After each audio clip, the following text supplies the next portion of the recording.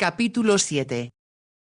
Hermia no pudo dormir. Daba vueltas y vueltas y en lo único que pensaba era en el marqués y en que si se casaba con alguien más o regresaba a la vicaría no volvería a verlo. También tenía miedo. Aunque él se riera de la preocupación de Hickson, ella no dejaba de pensar en que estaba en peligro constante debido a su primo. En eso también pensaba la noche anterior, y preguntó a un hombre de edad que se encontraba en el baile. ¿Se encuentra aquí por casualidad Roxford Deville? Él la miró sorprendido antes de contestar. No puedo imaginar que nuestra anfitriona aceptara como invitado a tan despreciable persona. Hermia no dijo nada y él se rió y añadió. De todas maneras, no es el tipo de compañía con la que Deville se siente a gusto. Ella lo miró intrigada y él le explicó. Pasa toda su vida en clubs nocturnos de baja categoría, con los gitanos de Hampstead Heath y me han dicho que en fecha reciente va con los trapecistas que actúan en los jardines Vauxhall. ¿Por qué le agrada ese tipo de gente? Su acompañante le dio una larga explicación acerca del primo del marqués y lo mucho que le desagradaba. Hermia recordó que el marqués dijo a su padre que dos de los hombres que lo atacaron parecían extranjeros o gitanos. Se preguntó si debía prevenirlo de que no se acercara a Hampstead Heath, pero dudaba que le hiciera caso. Se reiría y diría que podía cuidarse solo. Si Roxford Deville está decidido a asesinarlo, lo hará, pensó. La idea la hizo sentir deseos de llorar de impotencia. Arrojó a un lado las sábanas porque sintió mucho calor. Salió de la cama y se dirigió hacia la ventana abierta. Necesitaba aire y deseaba mirar la luna y pensar en el marqués. Tenía que obligarse a aceptar que estaba fuera de su alcance. Se inclinó sobre la ventana para mirar hacia donde el marqués dormía. Se había enterado de que cuando el heredono alteró el frente de la casa, que daba hacia Piccadilly y era muy impresionante. En la parte trasera, que era muy sencilla, había añadido balcones de hierro que acababan de ponerse de moda. Todas las casas que se construían en Brighton, que eran numerosas porque la alta sociedad seguía allí al príncipe regente, incluían balcones de hierro. Los que el marqués hizo colocar eran todos de bella orfebrería y las ventanas de los salones del primer piso tenían ahora amplios balcones con diseños de casi 1 metro. Los del segundo piso, donde ella dormía, eran más bajos, pero igual de elaborados. En el piso de abajo solo se había colocado un adorno afuera de cada ventana. El efecto desde el jardín era muy impresionante. Al asomarse, Hermia pensó que el marqués había sido muy inteligente al mejorar su casa de Londres con un gusto excelente. Y mientras miraba hacia el dormitorio de él, que estaba al mismo nivel que el suyo, levantó los ojos y le pareció ver una chimenea caída y detenida en la balaustrada del techo. Se preguntó vagamente si alguien se habría dado cuenta de ello y decidió avisar a la servidumbre en la mañana. Entonces la chimenea se movió y se percató de que se trataba de un hombre que se asomaba desde el techo para mirar hacia abajo. Por un momento pensó que sería algún trabajador, pero era una hora extraña para que repararan el techo. A la luz de la luna, distinguió bien a dos personas. Algo debe haber sucedido, pensó, y mientras los observaba con dificultad para ver con claridad desde el ángulo en que se encontraba, recordó de pronto lo que su pareja le dijo la noche anterior. Los trapecistas de los jardines Vauxhall. Se sobresaltó y sintió que la atravesaba un rayo de miedo, pues comprendió el peligro que corría el marqués. Recordó que Hickson repitió un comentario de su amo, que solo si volaba podía alguien entrar en su dormitorio por la ventana. Eso precisamente intenta hacer su primo, se dijo aterrada Hermia. Uno de los hombres, en la orilla de la balaustrada llevaba sogas alrededor de los hombros. El otro empezaba a ayudarlo a descolgarse con lentitud hacia la ventana del dormitorio del marqués. Con un grito que se ahogó en su garganta, Hermia corrió, salió de su dormitorio y levantándose un poco el camisón para no tropezarse se dirigió al otro extremo de la casa. Era un largo camino y mientras corría temió frenética, que si llegaba tarde, Roxford Deville o alguien contratado para matar al marqués, cumpliría su diabólica tarea antes que ella pudiera salvarlo. Supuso que el asesino apuñalaría al marqués porque así no haría ruido. Sin embargo no podía estar segura. Tal vez sería más fácil dispararle desde el balcón. Enseguida el criminal sería izado hasta el techo, antes que nadie pensara en buscarlo en un lugar tan inaccesible. Todo eso cruzó por su mente mientras corría y el corazón le golpeaba con violencia en el pecho. Pasó frente a la habitación de Lady Langdon y otras vacías hasta llegar a la suite del marqués. Lady Langdon, al llevarla a recorrer la casa, le había mostrado las habitaciones del marqués diciendo: «Esta es la suite principal, donde mi padre, mi abuelo y mi bisabuelo durmieron. Es una parte de la casa que Fabián no ha cambiado, la dejó tal como estaba y me encanta porque me trae muchos recuerdos de la infancia». Recordó que el dormitorio era una habitación enorme, impresionante, con una ventana que daba al jardín y otra a un lado de la casa, desde donde se distinguía el Parque Green. Lo que más impresionó a Hermia fue el enorme lecho de postes con cortinas de terciopelo carmesí, que en el fondo tenía bordada una enorme réplica del escudo de armas del marqués. Todo allí tenía aspecto regio y era un lugar muy adecuado para él, pero ahora, ella apresuró la carrera porque podía convertirse en su lecho de muerte. Abrió la puerta. La habitación estaba a oscuras, excepto por la luz de la luna que penetraba a través de la ventana abierta, la cual daba al jardín, y mientras Hermia se acercaba a la cama para despertar al marqués, vio que las estrellas de afuera quedaban ocultas por una forma oscura que era sin duda de las piernas del hombre que bajaba al balcón. Estaba tan agitada que casi no podía hablar. Señoría, susurró y casi ni ella misma se escuchó. No hubo respuesta y un terror que fue como una puñalada la invadió al notar que la luz que provenía de la ventana había disminuido casi por completo y susurró de nuevo: señoría. Señoría.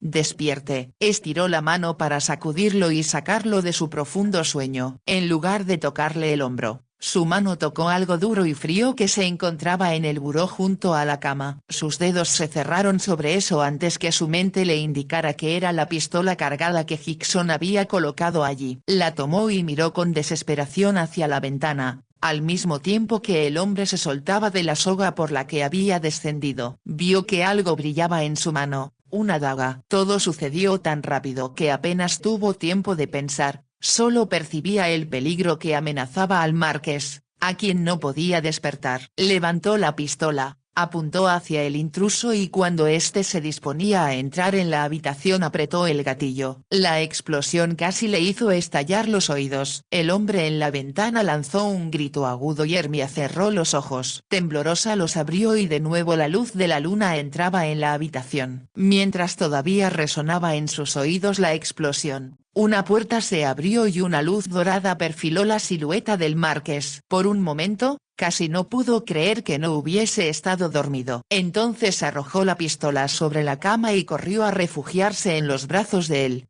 «Iba a matarlo a usted. Iba a matarlo», exclamó. El marqués la abrazó, y al sentir la fuerza de sus brazos y saber que estaba a salvo, Hermia rompió a llorar. Ocultó el rostro en su hombro mientras decía entre sollozos: «Bajó con una soga del techo. Lo vi y pensé que no llegaría a tiempo y que lo mataría.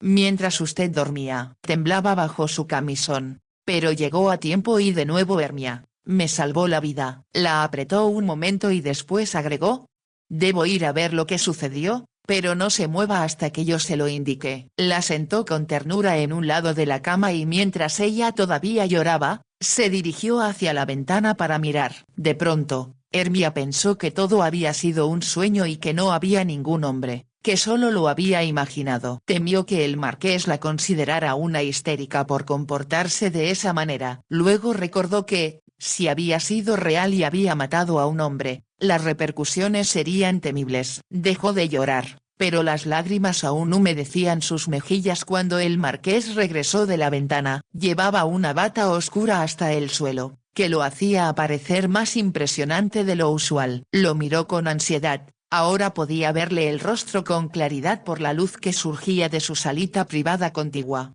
«Fue usted muy valiente, Hermia. Mi primo Roxford está muerto. Nadie podría caer de tal altura sin romperse el cuello. Yo lo maté», susurró Hermia. No. Lo sorprendió. La bala dio en el marco de la ventana y no lo tocó. Lo miró como si no pudiera creer lo que escuchaba. Como no podía hablar, Él la rodeó con un brazo y la condujo con suavidad hacia la ventana. Ella pudo ver la soga que Roxford Deville se había quitado de los hombros antes de aprestarse a entrar en el dormitorio. El marqués señaló un poco encima de la cabeza y Hermia pudo ver con claridad a la luz de la luna que el dintel de madera estaba astillado en el punto donde había pegado la bala. Aliviada por no haber matado a nadie, aunque fuera un hombre con intenciones asesinas, volvió a ocultar el rostro en el hombro del marqués. Él advirtió que se sentía aliviada porque ahora no tendría que enfrentarse a un juicio o explicar lo sucedido y apretó su abrazo mientras decía: «Deseo que comprenda que no debe verse involucrada en esto». Miró hacia afuera de la ventana mientras continuaba: «Encontrarán a mi primo por la mañana, así como las sogas en el balcón de esta habitación». Yo diré que debió perder el equilibrio mientras descendía del techo. Hermia levantó el rostro para mirarlo. «Todos se darán cuenta que intentaba matarlo a usted. Oficialmente nadie debe saberlo. A las autoridades se les dirá que le divertía saltar por los techos y jugar bromas a la gente por la noche y que, como había bebido mucho, se resbaló y cayó. ¿Lo creerán? Me aseguraré de que así sea. Ahora está a salvo y nadie intentará matarlo. Eso espero, pero como no deseo que la interroguen, regrese a su cama y olvide lo sucedido. Hablaremos de ello por la mañana». «¿Usted estará a salvo?», preguntó Hermia casi entre dientes. «Lo estaré porque usted me salvó». Inclinó el rostro hacia ella, y cuando lo miraba a la luz de la luna, los labios de él descendieron sobre los suyos. Por un momento Hermia casi no pudo creer lo que sucedía, y, mientras el marqués la besaba por segunda vez, se dio cuenta de que era un beso muy diferente al que le diera antes. El amor que sentía volvía sus labios suaves y cálidos mientras que la boca de él se apoderaba de la suya y confirmó que eso era lo que más había deseado en el mundo. Por eso había rezado, eso colmaba sus anhelos y se rindió a él sin reservas. No solo le entregó el corazón, sino también el alma. Era algo perfecto, maravilloso, como siempre imaginó que debía ser un beso, pero más excitante de lo que jamás pensó. Quiso ceñirse al marqués, pero él levantó la cabeza y dijo con una voz que sonaba muy diferente a la habitual en él: «Váyase a dormir. Olvide lo que sucedió y nadie debe saber que estuvo esta noche aquí en mi dormitorio». Las sensaciones que sintió cuando se besaban hicieron que Hermia permaneciera aturdida y sin habla. Apenas se percató de que la conducía hacia la puerta abierta y la hacía cruzarla con gran gentileza. «Haga lo que le digo», le pidió. Casi antes que pudiera comprender lo que sucedía, se había cerrado la puerta detrás de ella y se encontraba a solas en el corredor. Le resultaba difícil pensar y percibir nada que no fueran las emociones que pulsaban a través de ella y sentir que sus labios continuaban cautivos de los del marqués. De alguna manera, sin saber cómo, regresó por el corredor a la luz de las velas que no había notado antes cuando corrió para salvar al marqués. Llegó a su dormitorio y solo la ventana abierta y la luz que penetraba por ella le indicaron que lo vivido unos minutos antes había sido real. Aun cuando el marqués no hubiera estado en su cama, su primo pudo apuñalarlo en la habitación contigua, ya que estaba desarmado. Apresuradamente, Hermia se metió en la cama y al cerrar los ojos solo pudo pensar en que el marqués la había besado, nada más importaba. Como de costumbre, a Hermia la despertó la doncella que la atendía. Colocó junto a la cama el chocolate caliente que siempre le llevaba a esa hora, y como si no pudiera contenerse le comentó: «Oh señorita, hay mucha actividad allá abajo». «¿Por qué?», preguntó Hermia y logró hablar con bastante naturalidad. «Se trata del primo de su señoría, señorita. Lo encontraron muerto en el jardín porque se cayó del techo». «¡Qué terrible!». «¿Qué hacía en el techo?». «El señor Hickson dice que practicaba algunos de los trucos que los trapecistas del jardín Vauxhall le enseñaron». Hermia esbozó una leve sonrisa, sintiéndose segura de que Hickson sería la única persona que adivinaría la verdad, aun cuando no supiera que ella había estado involucrada en el asunto. Mientras esperaba que la doncella le preparara el baño, Hermia la escuchó decir: «Oh, casi olvidaba decírselo, señorita. Su señoría dijo que ni la señora ni usted bajen antes del almuerzo. Se llevarán el cadáver del señor Deville en cuanto lleguen los de la funeraria. Hasta entonces, desea que ustedes permanezcan arriba». Al dirigirse a la puerta agregó: Le traeré su desayuno apenas esté listo, pero creo que la señora todavía duerme. Hermia se reclinó en las almohadas y lanzó un suspiro de alivio. A pesar de lo que dijera el marqués, había temido que Roxford Deville estuviera herido, no muerto, e intentara de nuevo asesinarlo. Ahora el marqués estaba a salvo y súbitamente comprendió que ya no tendría presión para casarse y podría continuar disfrutando de su libertad. Supuso que Marilyn se sentiría desilusionada, pero sabía que aunque el marqués no necesitaría casarse con su prima, tampoco pensaría en casarse con ella. La había besado por gratitud y concluía que si la amara, se lo habría dicho. En cambio, la había enviado a dormir y le dijo que nunca pensara o hablara de nuevo de lo que había sucedido. Nunca lo mencionaré, se dijo, pero jamás olvidaré que me besó y, ¿cómo podría yo sentir lo mismo con otro? Con un estremecimiento recordó que Lord Wilchester la visitaría ese día para proponerle matrimonio. Pensó que, bajo las circunstancias, sería razonable decir que no se admitirían visitas en la casa. Entonces la asaltó un pensamiento. Por despreciable que fuera, Roxford Deville era miembro de la familia del marqués y él y su hermana le guardarían luto. Eso significaba que sería imposible que Lady Langdon la llevara a más bailes o fiestas, al menos hasta después del funeral. Tendré que regresar a casa, se dijo Hermia y sintió que su ánimo se desplomaba. Era como si el sol se eclipsara y solo hubiera oscuridad. Se despediría del marqués, se iría a casa y eso sería el fin. No puedo tolerarlo. ¿Cómo puedo alejarme de él?,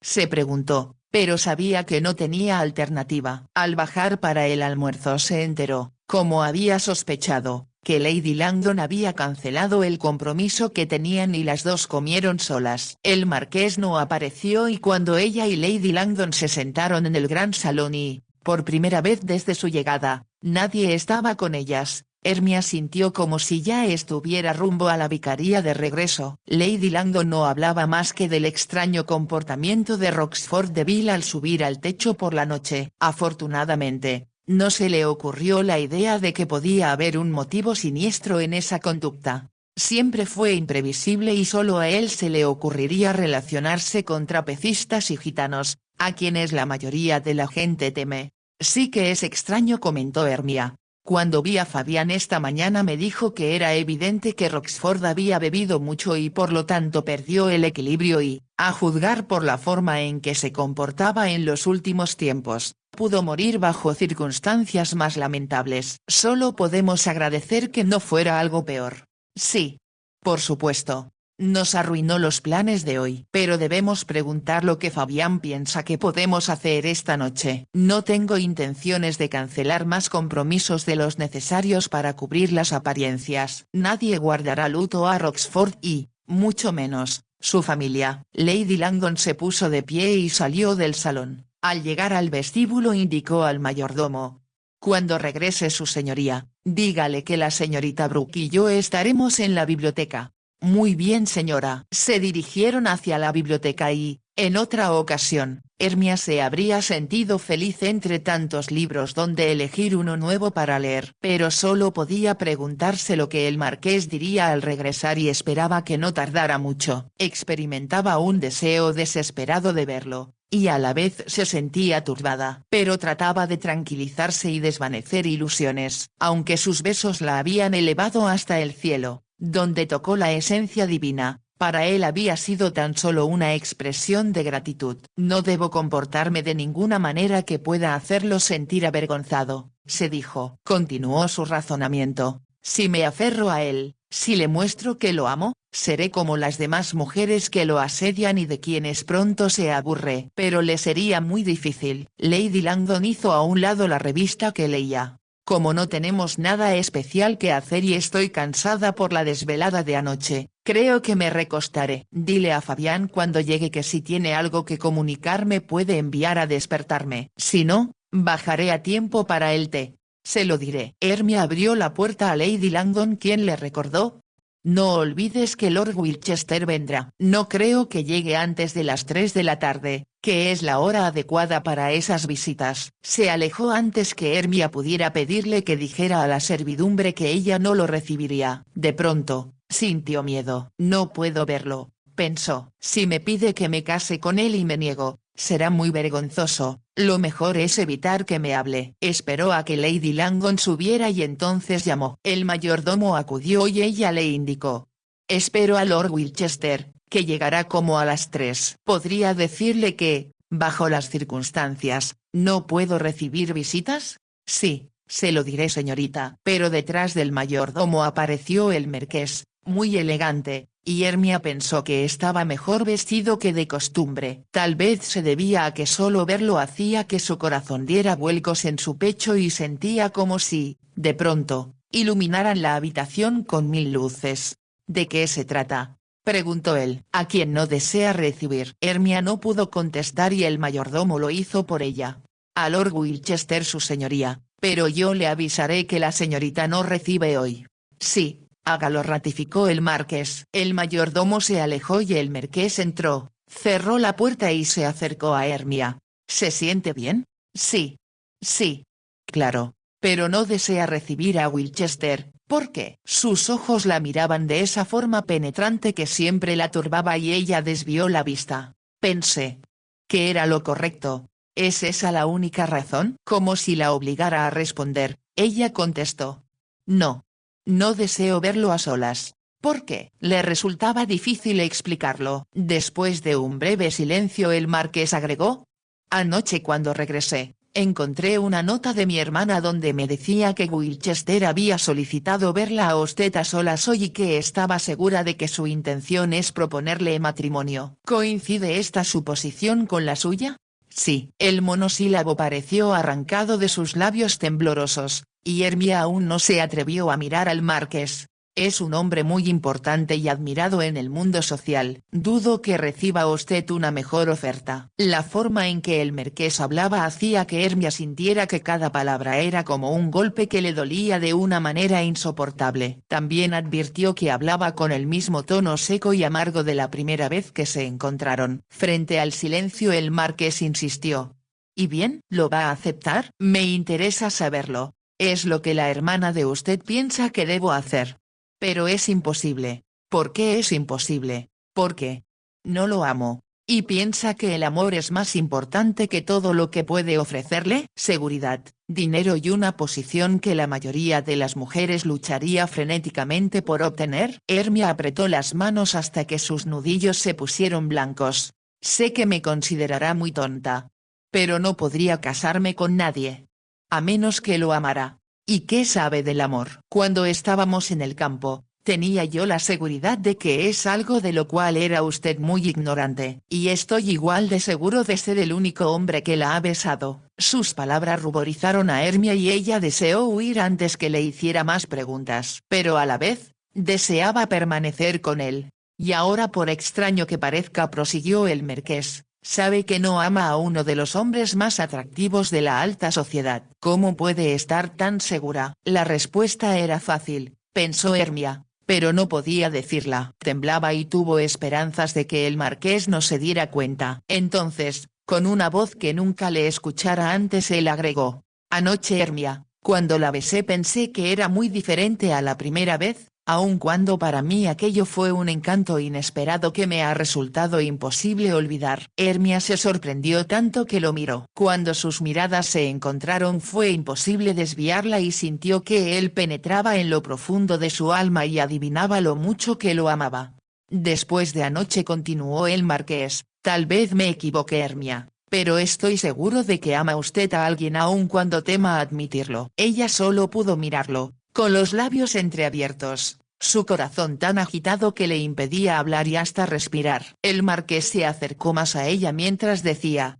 En ese momento ambos estábamos abrumados por el drama de lo que acababa de ocurrir, así que, averiguamos si lo que sentimos hoy es diferente o tal vez aún más maravilloso. La abrazó y se apoderó de sus labios. La apretó contra él y la besó, no gentil ni tierno, sino exigente, como si deseara estar seguro de ella, conquistarla y poseerla por completo. Era como ser transportada del sufrimiento de un vacío a un cielo glorioso e increíble, y Hermia solo pudo entregarle su corazón y su alma, como lo hiciera la noche anterior. La besó hasta que los dos perdieron el aliento y Hermia sentía que ya no era ella misma, sino parte de él y ambos se habían convertido en una sola persona. Cuando levantó la cabeza, el marqués dijo con voz vacilante: «Eres mía». «¿Cómo te atreviste a permitir que otro hombre pensara que te casarías con él cuando me perteneces desde el primer momento en que te vi? Te amo. Y no hay otro hombre en el mundo para mí». El marqués la besó de nuevo. Ella comprendió que deseaba conquistarla, dominarla y hacerla suya para que, como había dicho, no hubiera para ella otro hombre más que él. Las sensaciones que le provocaba eran tan abrumadoras y fantásticas que, cuando él soltó sus labios, Hermia ocultó su rostro en el pecho de él y se estremeció. Pero era de felicidad, no de temor. «¿Qué me has hecho, mi amor?», preguntó él. Y se rió. «Sé la respuesta. Me embrujaste y estoy bajo un hechizo tuyo del que jamás podré escapar. Ahora creo en toda la magia en que me envolviste desde el instante en que quitaste la herradura a mi caballo, cuando yo no podía hacerlo». Hermia lanzó una risa que más parecía un sollozo. «No fue magia. Lo que pasa es que eres tan rico que nunca habías tenido que realizar por ti mismo esa tarea. Fue magia. Y cuando te vi, pensé que habías surgido de un sueño. Creíste que era una lechera. Intentaba pretender que lo eras, pero debí darme cuenta de que me habías hechizado y que jamás podría escapar». Hermia apoyó la cabeza en el hombro de él. «Si soy una bruja, en ese caso me convertí cuando me besaste y deseo que no dejes de besarme nunca». El marqués no respondió. La besó y ella pensó que nada podía ser de mayor embeleso ni más maravilloso que los sentimientos que despertaba en ella y los que, evidentemente, ella misma provocaba en él. Cuando pudo hablar dijo: «No puedo creer que esto sea verdad. Ni por un momento pensé que podrías amarme como yo te amo. Cuando llegaste a galope al bosque para desempeñar tan mal esa farsa e impresionarme, comprendí que eras tú a quien había buscado toda mi vida y que no debía perderte. ¿Adivinaste que mentía?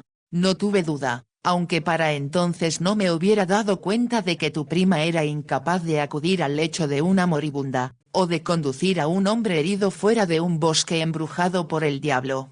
Ella está muy deseosa de casarse contigo. Jamás me habría casado con ella. De hecho estaba decidido a no casarme con nadie. Eso fue lo que tu hermana me dijo. Pero, por supuesto, no tengo defensa contra la magia. No digas eso. No podría tolerar que pensaras que intenté capturarte o obligarte a hacer algo que realmente no deseas hacer». El marqués la ciñó contra sí. «Me caso contigo porque lo deseo y mataría a cualquiera que intentara alejarte de mí». Hermia pensó un momento y luego dijo: «Pero me trajiste a Londres para conocer a otros hombres. Sabía que te amaba y que me pertenecías, pero te daba una justa oportunidad por si preferías a otro y no a mí, por mi propio bien, no por el tuyo». Se dio cuenta de que Hermia parecía confusa. «Verás, mi amor, estaba tan desilusionado que pensaba que todas las mujeres eran iguales, dispuestas a venderse al mejor postor y que solo deseaban la posición que yo podía ofrecerles, pero no a mí como hombre. Yo te quiero a ti. Solo desearía que no fueras un marqués, sino un hombre común. Entonces podría demostrarte cómo te cuidaría y amaría». Se movió para ceñirse más a él mientras agregaba: «Solo así comprenderías que mi amor es igual al que mamá tiene por papá y que nada más importa». El marqués sonrió. «De eso me di cuenta cuando permanecí en la vicaría. Jamás había conocido una pareja tan feliz como tus padres y cuando noté lo pobres que eran y de qué pocos lujos disfrutaban, juraba que tú serías capaz de sentir lo mismo, pero tenía que convencerme. ¿Y si hubiera aceptado casarme con Lord Wilchester? ¿O con alguien más como él? Entonces te habría perdido porque habría supuesto que para ti la posición y el dinero significaban más que el amor». «¿Sabías ya que te amaba?», preguntó Hermia en un susurro. «Preciosa mía, tus ojos son muy expresivos y cuando entraba yo en una habitación notaba cómo parecían encenderse y que me mirabas de una forma muy diferente a cómo veías a todos los demás». «Yo no me di cuenta al principio de que te amaba», confesó Hermia con sinceridad, «pero entonces comprendí que fue el amor lo que me permitió encontrarte en la casa de la bruja. Y lo que me hizo posible llevarte de regreso a salvo. Y de nuevo fue el amor lo que te llevó a salvarme anoche», agregó el marqués. «Sentí un miedo terrible de que te asesinaran. Estoy vivo y ahora ya no existen más peligros que nos amenacen y los duendes, las hadas y las ninfas en las que crees nos darán su bendición y nos enseñarán cómo vivir siempre felices. Su forma de hablar reveló a Hermia que no se reía de ella y levantó sus labios hacia él con un gesto de deleite que encendió el fuego en los ojos del marqués. La miró un largo instante antes de decir: te adoro, amo todo en ti, tu bondadoso y compasivo corazoncito, tu manera de pensar en todos menos en ti misma y, más que nada, porque me amas. ¿Me amas? Te amo tanto que eres todo mi mundo. El cielo, la luna y las estrellas y no hay nada más que tú. Y tú. Y tú. La voz de Hermia tenía ahora una nota apasionada que no estaba antes y los labios del marqués buscaron los suyos. La besó hasta que ella sintió como si en lugar de la luz de la luna ardieran llamitas dentro de su pecho, que él hacía ascender hasta sus labios para que se unieran a su propio fuego. Más tarde Hermia se hallaba sentada en el sofá, la rodeaban los brazos del marqués y ella apoyaba la cabeza en el hombro de él. Ahora tenemos que decidir, mi preciosa, cuán rápido podremos casarnos con la menor alaraca posible. Hermia lanzó un suspiro de alivio. ¿Lo dices en serio? Supongo que deseas una boda grandiosa, con varias damas de honor y un número infinito de supuestas amistades. Lo detestaría. Me gustaría casarme con toda sencillez, rodeada solo de mis padres y Peter, porque en realidad nos amamos y no me gustaría nadie presente que me criticara o sintiera envidia. ¿Cómo puedes ser tan perfecta? No conozco a nadie más que piense así. Es verdad. No podría tolerar la presencia de nadie que me detestara o se sintiera furioso porque te cases con alguien tan insignificante. Hermia pensaba en Marilyn. Entonces te diré lo que haremos. Nos casaremos en secreto y nadie, excepto tu familia, lo sabrá hasta que estemos muy lejos, en nuestra luna de miel. Eso sería lo más maravilloso que podría suceder. Y por favor, ¿podría ser pronto? El marqués se rió. Esta noche, mañana, o a lo sumo dentro de 2 días, dijo. Y cuando Hermia intentó decirle que estaba segura que eso sería imposible, no pudo hacerlo. La besaba de nuevo y sus besos la condujeron a un cielo de felicidad donde no existían más que el amor y él. La iglesia la había decorado su madre con todas las flores blancas que encontró en el jardín. Cuando Hermia cruzó la puerta del brazo de Peter, aún con las filas de asientos vacías, todo el lugar estaba lleno de la gente que alguna vez rezó allí y que le deseaba felicidad. No había visto al marqués desde que salió de Londres 2 días antes, con la excusa de que, como estaban de luto, lo correcto era que regresara a casa. Estoy tan frustrada, querida, le dijo Lady Langdon, pero con seguridad podré convencer a mi hermano de que te invite en cuanto termine el verano y todo el mundo regrese a Londres para la temporada de invierno. Suspiró antes de agregar: no será tan alegre como ahora, pero habrá bailes y reuniones y me encantará acompañarte. Ha sido muy bondadosa, murmuró Hermia, un tanto avergonzada por no poder decirle la verdad. Pero el marqués tenía razón cuando dijo que si invitaba a solo uno de sus familiares a la boda, el resto se sentiría desairado, así que lo mejor era no invitar a nadie o invitarlos a todos.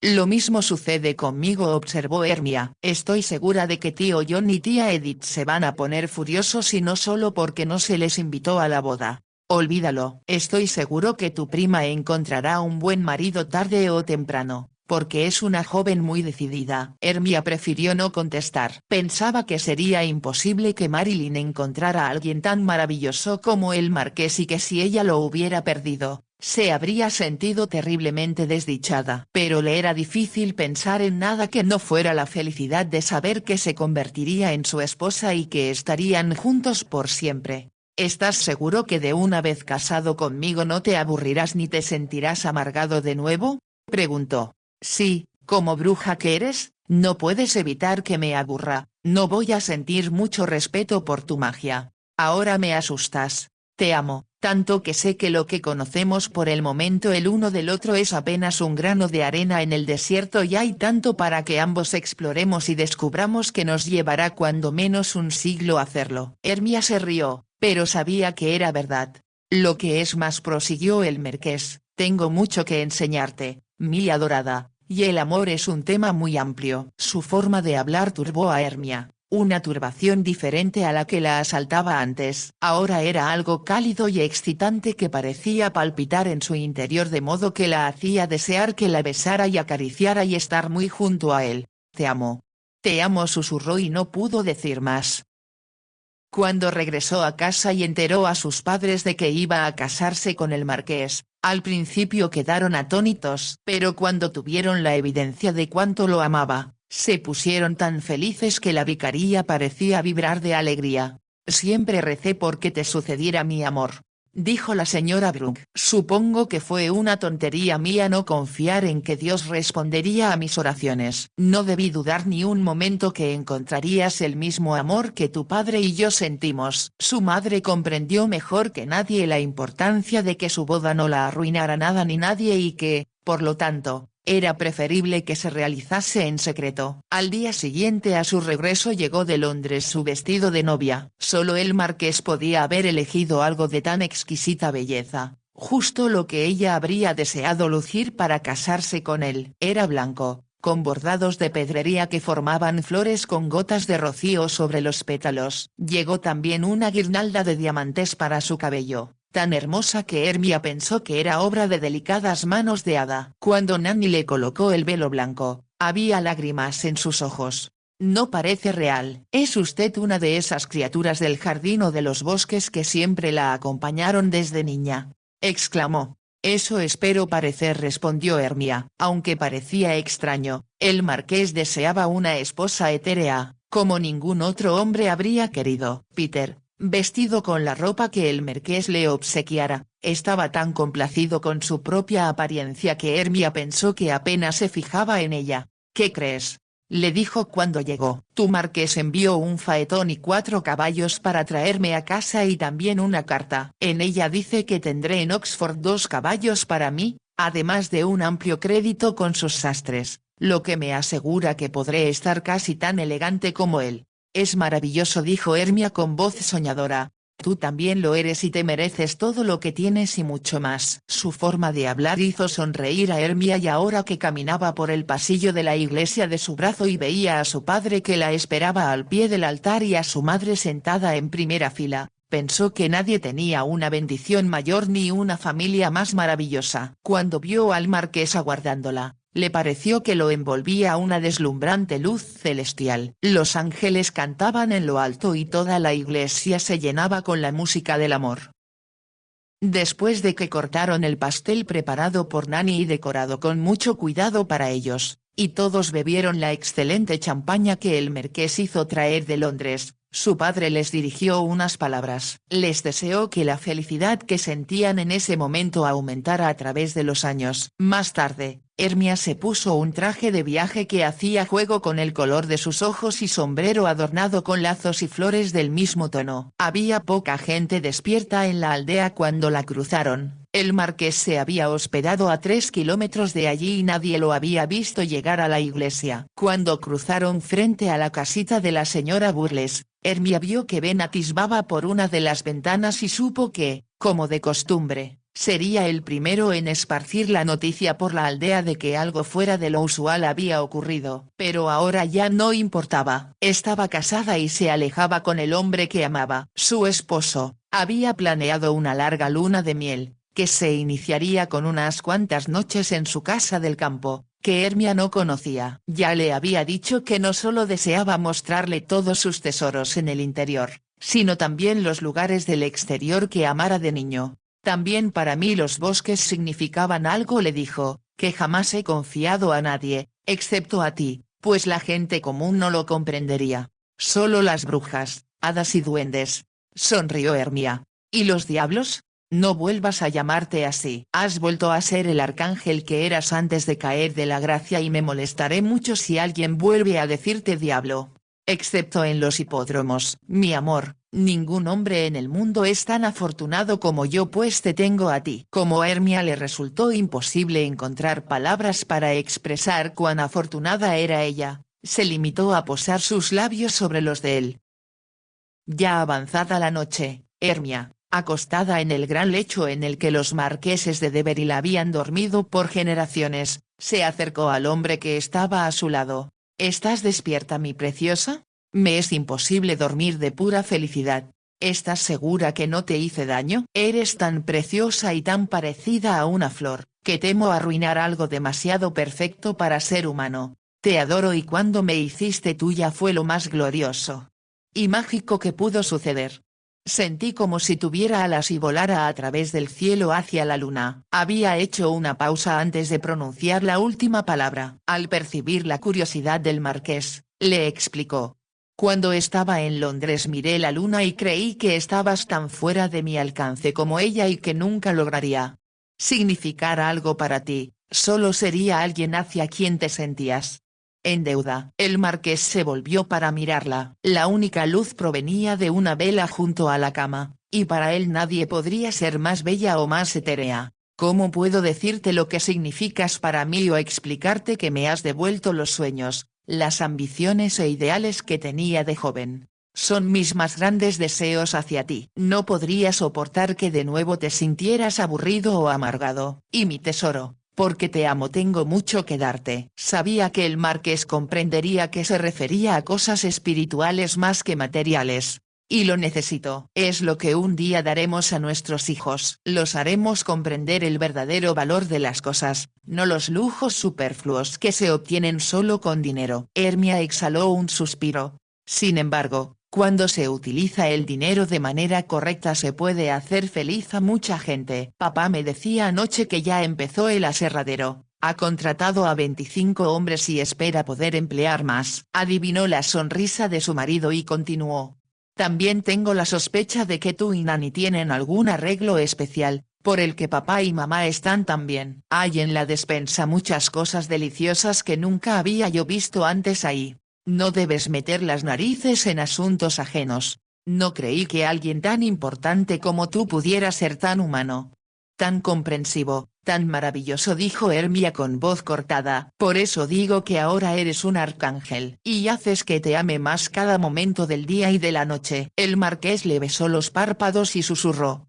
Me doy cuenta de que no solo eres irresistible, sino que tienes además un encanto del que ningún hombre podría escapar. ¿Deseas hacerlo? ¿Conoces la respuesta, mi preciosa? ¿Cómo pude pensar alguna vez que era feliz antes de encontrarte? No parecías feliz. Sospechaba que todos tenían motivos ocultos en cuanto hacían y decían. Entonces llegaste, como una estrella caída del cielo y todo cambió. Deseo que siempre te sientas así, murmuró Hermia. ¿Y si te hubiera perdido? El horror que sintió al encontrarlo tirado en el suelo de la casa de la bruja y el recuerdo de su primo cuando descendía del techo la invadieron. Instintivamente estiró los brazos para acercarlo a ella, como para protegerlo de cualquier peligro, de todo mal. Como si leyera sus pensamientos, él la tranquilizó.